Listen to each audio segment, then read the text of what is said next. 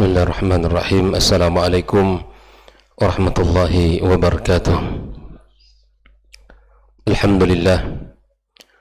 Alhamdulillahi rabbil alamin.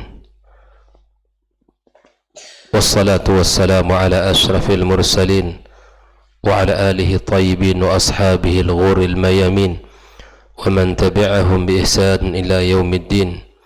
Ashhadu an la ilaha illallah wahdahu la syarika lah ولي الصالحين وخالق الخلق أجمعين وأشهد أن محمدا عبده ورسوله الصادق الأمين اللهم بك أسبحنا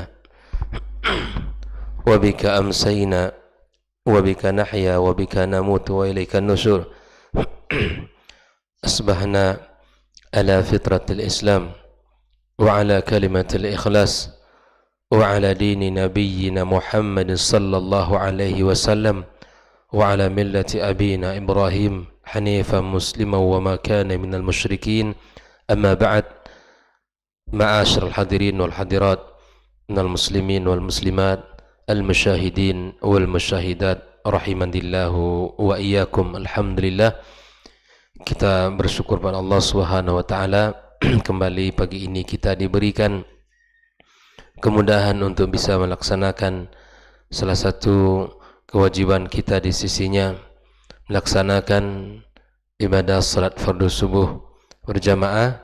Kemudian kita lanjutkan sejenak mempelajari agamanya yang mulia ini.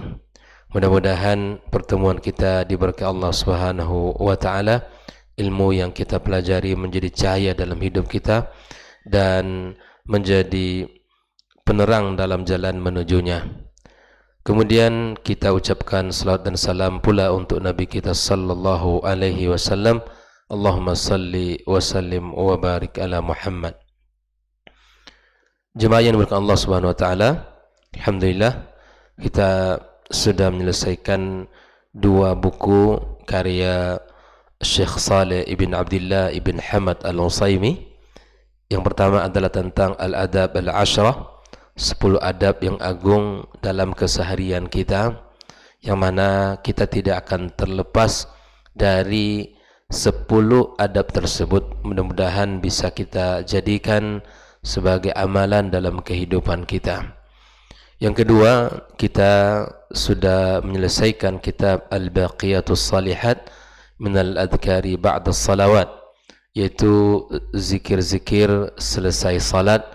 Alhamdulillah, kitab itu juga sudah kita selesaikan membacanya, dan mudah-mudahan menjadi panduan dan menjadi amalan yang terus kita jaga selesai salat fardu kita 5 waktu. Dan juga zikir-zikir yang dibahas dalam kitab itu, zikir yang kita baca selesai salat sunnah kita. Pagi ini kita masuk kepada pembahasan kitab Tatriz Kitabi Sifati Salatin Nabi, yaitu tentang sebuah ringkasan kitab sifat salat Nabi yang ditulis oleh Syekh Muhammad ibn Salih al-Utsaimin, namun disyarah oleh Syekh Saleh ibn Abdullah ibn Hamad al-Utsaimin, yang mana kitab ini sudah pernah kita bahas pada Jumat yang lalu. Karena mengingat pentingnya untuk kita baca dan untuk kita pelajari, maka kita akan lanjutkan pembahasannya insyaAllah dalam setiap pagi dari hari-hari dalam sepekan sampai kitab ini selesai. Kalau sudah selesai, insyaAllah kita akan berpindah kepada kitab-kitab karya Syekh Salih al-Utsaimin biidznillah. Di dalam pembahasan di muqaddimah ini sedikit kita akan mengulang. Syekh menjelaskan tentang ketika kita salat, maka yang pertama yang harus kita ingat adalah i'taqid annaka idza qumta ila as-salati fa innama taqumu baina yaday Allahi azza wa jalla. Ketika kita berdiri untuk salat, maka yakinilah bahwa kita berdiri di hadapan Allah Subhanahu wa taala. Alladzi ya'lamu kha'inatal a'yun wa ma tukhfis sudur. Yang mengetahui pandangan yang khianat dan mengetahui apa yang disimpan oleh dada, apa yang disembunyikan olehnya. Thumma ya'lam ma tuwaswisu bihi nafsuk. Dan juga mengetahui apa yang ada dalam bisikan jiwanya. Maka hadirkan di saat kita salat, hadirkan hati kita, hadirkan pikiran kita, hadirkan jiwa kita bahwa kita sedang berada di hadapan Allah, menghadap Allah Azza wa Jalla. Hadirkan keyakinan kita di dalam diri kita, kita di hadapan Allah Subhanahu wa taala. Kemudian wa hina idzin hafidhu ala an yakuna qalbuka mashghulan bi salatika. Sibukkan diri kita dengan bacaan-bacaan salat kita, ya, bacaan-bacaan yang disunnahkan untuk dibaca di dalam salat kita. Sibukkan kita dalam salat kita. Sebagian para ulama mengatakan dalam kehidupan mereka, ketika kita salat, maka kita tinggalkan urusan dunia kita sebagaimana kita meninggalkan sendal kita di luar masjid. Begini para ulama, para as-salaf, kita tinggalkan dunia kita seperti mana kita tinggalkan sendal kita di luar masjid. Masuk kita di dalam masjid ini, masuk kita di dalam saf-saf salat kita bersamaan dengan hadirnya hati dan jiwa kita. Kama anna jismika mashghulun bi salatik. Sebagaimana fisik kita ini sibuk dengan salat kita. Jismuka muttajihun ila al-qibla, ila al-jihati allati amaraka Allah Azza wa Jalla. Maka jisim kita, tubuh kita menghadap kiblat seperti mana Allah perintahkan. Falyakun qalbuka aidan muttajihan ila Allah. Maka hendak juga engkau jadikan hatimu menghadap Allah Subhanahu wa taala. Ketika tubuh kita, badan kita hadapkan kepada Allah, maka hadapkan pula hati kita kepadanya. Ikhwani wa akhwati fiddin. Lalu Syekh menyebutkan, amma ayattajihal jismu ila ma amara Allah bitawajjuh ilaihi walakin al-qalb da'i'un fahada naqsun kabir. Bisa jadi ketika menghadapkan tubuh kita kepada Allah, namun hati kita hilang entah kemana. Hati kita pergi entah kemana. Dan ini merupakan salah satu bentuk kekurangan dalam ibadah salat kita. Hatta inna ba'da ulama yaqulu إذا غلب الوسواس أي الهواجس على أكثر الصلاة فإنها تبطل والأمر شديد. Bahwa di saat kita salat, pikiran kita, jiwa kita tidak berada di dalam salat, lebih banyak pikiran kita terbang entah kemana perginya, pikiran kita memikirkan yang lain yang di luar salat. Jikalau ini terjadi dalam salat kita, lebih banyaknya sejak takbir sampai kita salam, maka salatnya batal. Wal amru syadid, perkara yang sangat berat kata para ulama.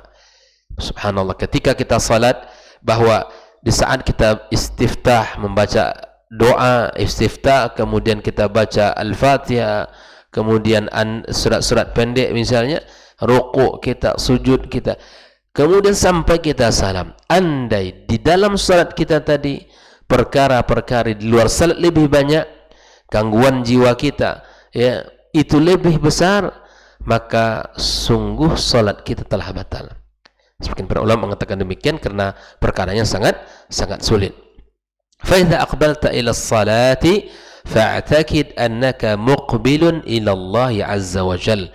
Kalau engkau dalam keadaan salat, maka yakinilah bahwa engkau dalam menghadap Allah Subhanahu wa taala. Yang kedua, wa idza waqafta tusalli fa'takid annaka tunaji Allah Azza wa Jalla. Jika engkau berdiri untuk salat, maka yakinilah bahwa engkau sedang berdoa dan bermunajat kepada Allah.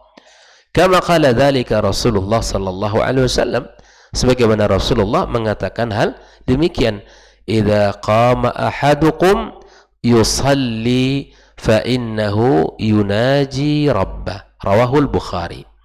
Apabila salah seorang dari kalian salat, maka sungguh dia sedang bermunajat kepada Rabb-Nya, sedang bermunajat kepada Rabb-Nya.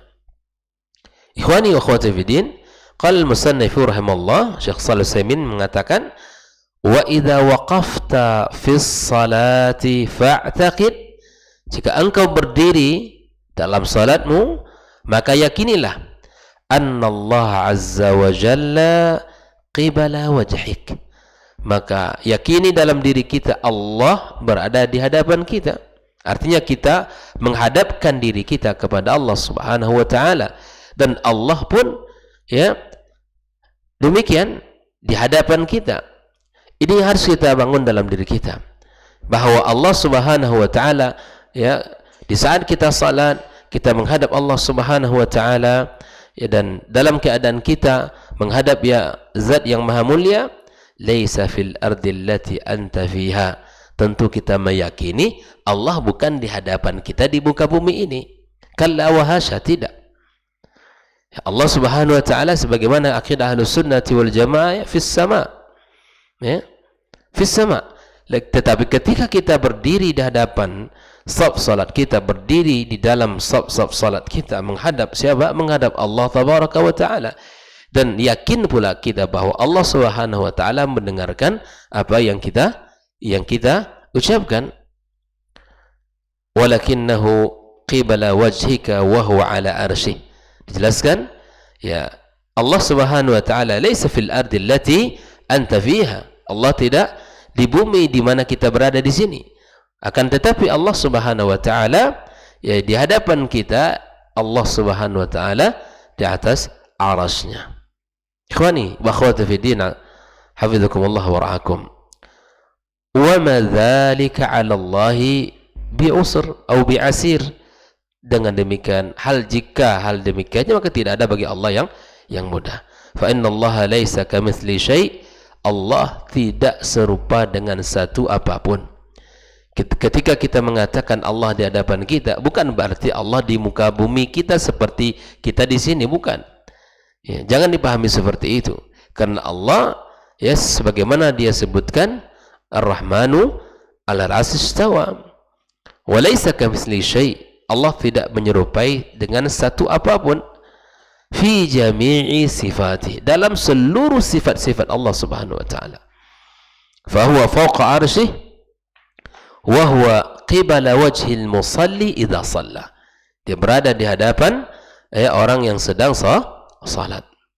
Wa hina idzin tadkhulu wa qalbuka mamlu'un bi ta'zimillahi wa mahabbatihi, ketika kita sudah lakukan hal demikian, di saat kita salat, yakini Allah subhanahu wa ta'ala ya melihat kita dan mendengarkan kita, mendengarkan permohonan zikir-zikir kita, maka dengan demikian hati kita akan penuh dengan ta'zim kepada Allah, dan hati kita akan penuh dengan mencintai Allah subhanahu wa ta'ala wa taqarrub ilaihi. Seseorang ketika salat, hendaklah dia mencoba menghadirkan perasaan itu dalam dirinya, bahwa dia dalam kondisi berhadapan dengan Allah subhanahu wa ta'ala, dalam kondisi dia sedang menghadap sang penciptanya, bukan sedang menghadapi manusia. Andai pun hari ini kita di dunia, ikhwani wa akhwati fiddin, kita menghadap seorang yang kita muliakan, seorang yang kita kagumi, yang kita segani, tentulah sikap kita, sikap yang kita tunjukkan, sikap hormat, sikap ta'zim, sikap memuliakan dia. Apalagi Al-Khaliq, Khaliqus samawati wal ard wa ma bainahuma, yang menciptakan langit dan bumi dan apa yang ada di antara keduanya. Tentulah kita berusaha menghadirkan dalam keadaan berdiri kita dengan sebaik-baik kondisi yang kita hadirkan, sebaik-baik kondisi yang kita lakukan. agar salat kita, ibadah kita diterima Allah Subhanahu wa ta'ala. Kata Syekh Shalih Al-Utsaimin di dalam pembahasan muqaddimah yang kedua ini, bahwa asyar al-musannifu fi hadhil jumlah, di sini ada isyarat dari Syekh Shalih Al-Utsaimin ila anna i'tiqad al-'abdi, keyakinan seorang hamba, annahu idza qama yunaji rabbahu, ya, bahwa sedang dia berdiri menghadap bermunajat kepada Rabbnya, anna Rabba subhanahu wa ta'ala yakunu kibala wajhi, berada di hadapan wajahnya, walaysal muradu minhu, maksudnya bukanlah anna Allah azza wa jalla yakunu hina idzin fil ardi, sebagaimana sudah kita sampaikan tadi bahwa Allah bukan di bumi ini, balillahi subhanahu wa ta'ala mustawin ala arsyih ba'inun min khalqih, berbeda dengan makhluknya. Fa inna Allah laysa kamitslihi syai'un fi jami'i sifatih, wa mithlu hadha al-mashhad yujibu fi qalbi al-'abd an yadkhula ila as-salah mu'azziman lirabbi subhanahu wa ta'ala mutaqarriban ilaihi. Seperti kondisi ini, kita sedang menghadap Allah subhanahu wa ta'ala dengan mengtakzimkan, mengagungkan Allah, dan sedang kita mendekatkan diri kita bertakarub kepadanya. Kama anna al-'abd idza dakhala ila duril mu'azzamina min ahli dunya, seperti mana dijelaskan Syekh Shalih Al-Utsaimin, bahwa di saat seseorang masuk kepada sebuah tempat para penguasa, orang-orang yang mulia, orang-orang yang diagungkan dari ahli dunia ini, kata beliau, kal muluk, seperti raja-raja, seorang yang menghadap raja, wal umara, ya, wal aghniya, orang-orang kaya, ya, ya'tarahu jalalun wa haibatun lahum, pastilah dia menghadapkan, mencoba menampilkan bentuk mentakzimkan, memuliakan orang yang ditemuinya. Fa'aula an ta'tarika al-haiba wal jalal idza dakhalta fi as-salati ila rabbika subhanahu wa ta'ala, maka paling pantas bagi kita untuk, ya, memperhatikan dan memberikan kemuliaan, keagungan ketika kita dalam ibadah salat kita. Hal ini diingatkan oleh Syekh Shalih Al-Utsaimin, hendaklah kita perhatikan bagian-bagian ini di saat kita ingin melaksanakan ibadah salat kita, bahwa kita sedang menghadap Allah tabaraka wa ta'ala dengan fisik dan jiwa kita. Yang kedua, kita sedang bermunajat kepadanya, maka Allah mendengarkan apa yang kita minta, apa yang kita baca, apa yang kita pikirkan. Allah mengetahui hal itu semua. Tidak ada yang tidak terdengar oleh Allah Subhanahu wa ta'ala.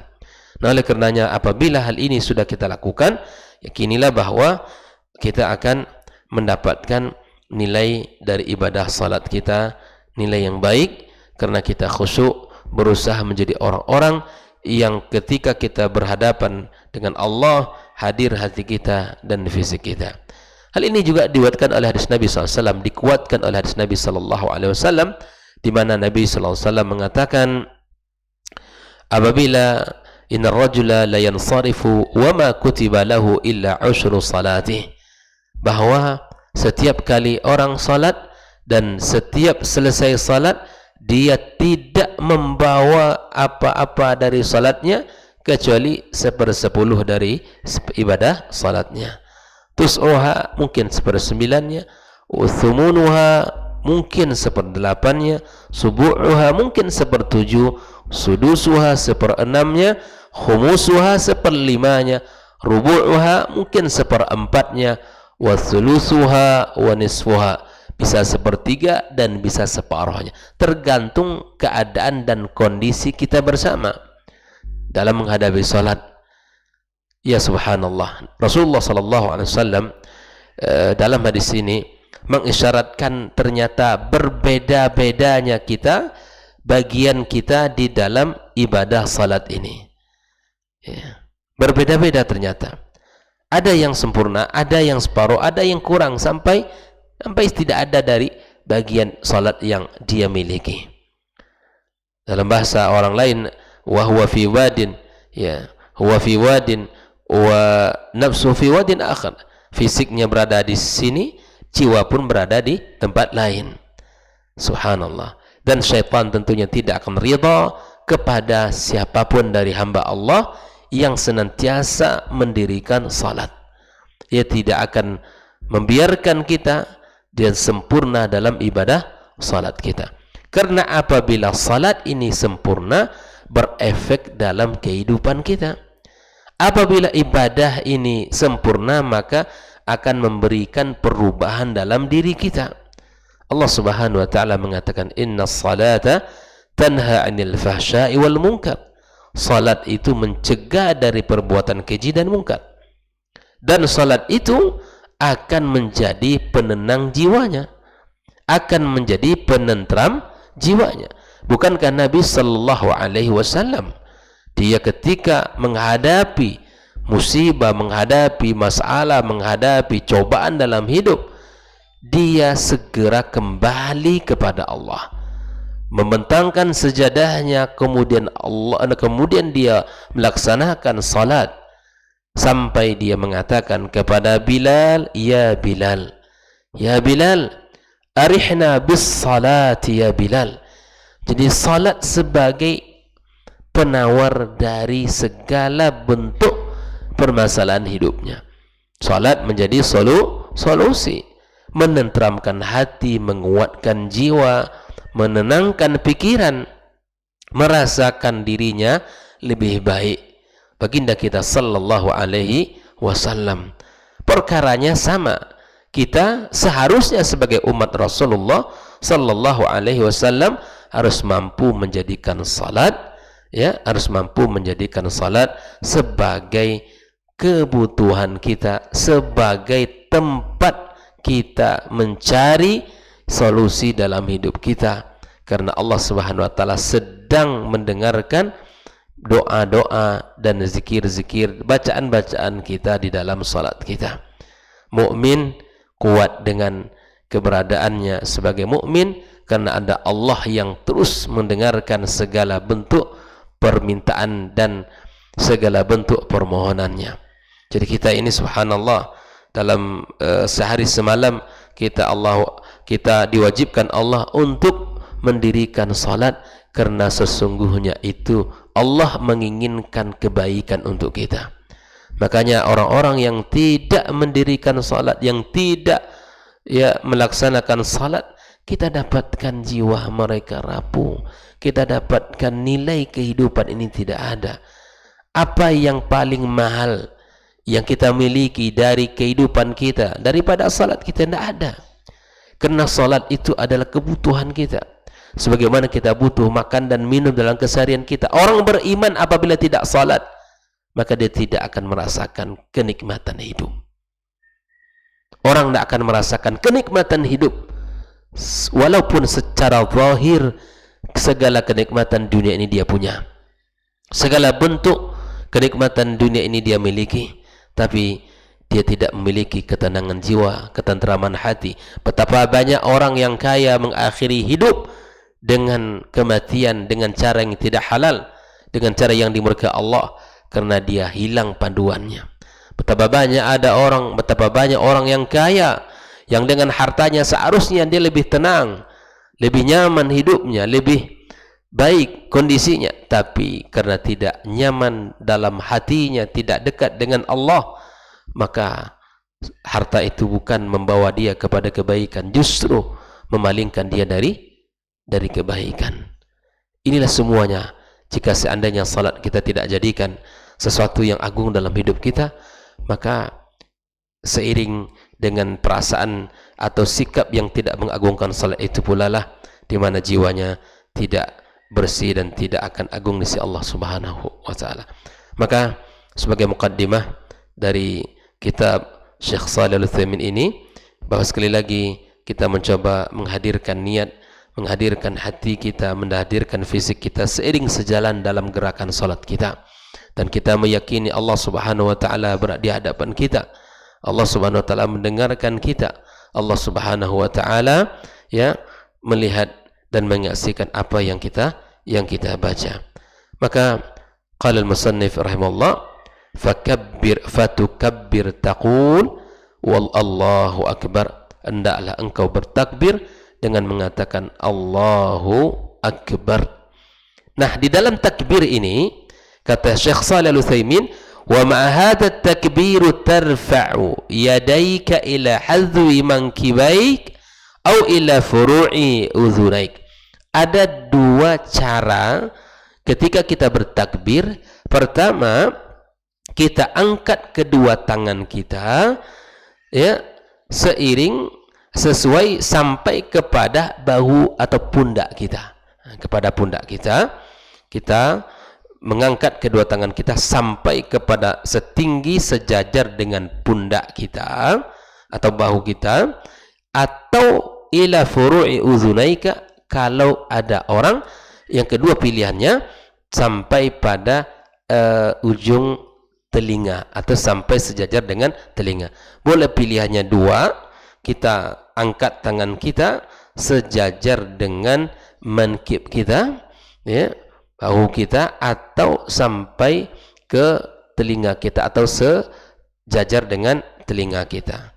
Artinya ada dua pilihan, satu di bawah sejajar dengan pundak kita atau ke telinga kita. Nah, ini mesti kita, dan ini tentu berdasarkan riwayat-riwayat yang telah sampai kepada kita berdasarkan ya hadis yang diriwayatkan oleh para sahabat dari Nabi sallallahu alaihi wasallam. Insyaallah akan kita jelaskan lebih detail pada pertemuan besok biiznillah tentang bagaimana takbir yang benar di dalam ibadah salat kita. Kita mulai dengan Allahu Akbar, lalu kita angkat kedua tangan kita dengan dua kondisi, boleh sejajar dengan bahu kita atau sejajar dengan telinga kita. Ini tidak ada yang melebihi daripada itu, melebihi kepala tidak ada. Tidak ada yang melebihi kepala, itu hanya sekedar ya sedikit. Dan macam-macam orang di dalam, kita lihat dalam kesalahan-kesalahan di dalam ibadah salat kita. Kita berharap salat kita sempurna, ibadah kita sempurna. Harapan kita ketika Allah Subhanahu wa taala menghisap amal-amal ibadah kita, amal salat kita ini sempurna, dan kita berharap sempurna pula lah amal-amal kita yang lain. Mudah-mudahan Allah memberikan taufik kepada kita membaca, mempelajari kitab ini dan bisa kita amalkan dalam keseharian kita, karena ini sangat kita butuhkan, sangat kita perlukan di dalam keseharian kita. Wassallallahu ala nabiyyina Muhammadin wasallam, wa subhanakallahumma bihamdik, asyhadu an la ilaha illa anta astaghfiruka wa atubu ilaik. Wassalamualaikum warahmatullahi wabarakatuh.